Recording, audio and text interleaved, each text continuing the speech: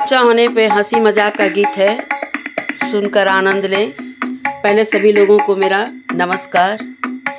जब से सवरिया में पर गईली हो दुबरा गईला बालम, जब से सवरिया में पर गईली हो दुबरा गईला बालम, जब से सवरिया में पर गईली हो दुबरा गईला बालम। कह तू त मोर धन अम्मा बुलवती, कह तू त मोर धन अम्मा बुलवती, चट करा पट मोटर कार करा हो मोटा जय बबालम, चट करा पट मोटर कार करा हो मोटा जय बबालम। जब से सवरिया में पर गईली हो दुबरा गईला बालम, जब से सवरिया में पर गईली हो दुबरा गईला बालम। कह तू त मोर धन सासू बोलवती, कह तू त मोर धन सासू बोलवती, बस करा चुप रहा मत बोला हो दुबरा जय बबालम, बस करा मत बोला चुप रहा हो दुबरा जय बबालम। जब से सवरिया में पर गईली हो दुबरा गईला बालम।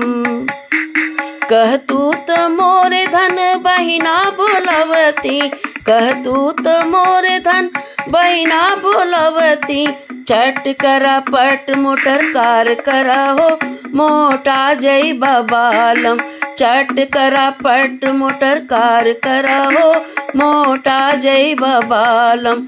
जब से सवरिया में पर गईली हो दुबरा गईला बालम। कह तू त मोर धन नन दो बोलवती, कह तू त मोर धन नन दो बोलवती, चुप रहा बस करा मत बोला हो दुबरा जय बबालम, चुप रहा बस करा मत बोला हो दुबरा जय बबालम। जब से सवरिया में पड़ गईली हो दुबरा गईला बालम। कह तू त मोर धन भाभी बोलवती, कह तू त मोर धन भाभी बोलवती, चट करा पट मोटर कार करा हो मोटा जय बबालम, चट करा पट मोटर कार करा हो मोटा जय बबालम। जब से सवरिया में पर गईली हो दुबरा गईला बालम।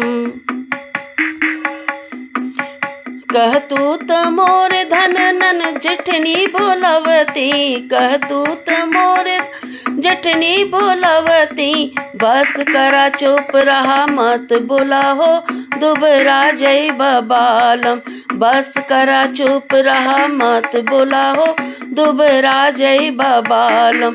जब से सवरिया में पर गईली हो दुबरा गईला बालम, दुबरा जय बबालम, बस करा मत बोला चुप रहा हो दुबरा जय बबालम।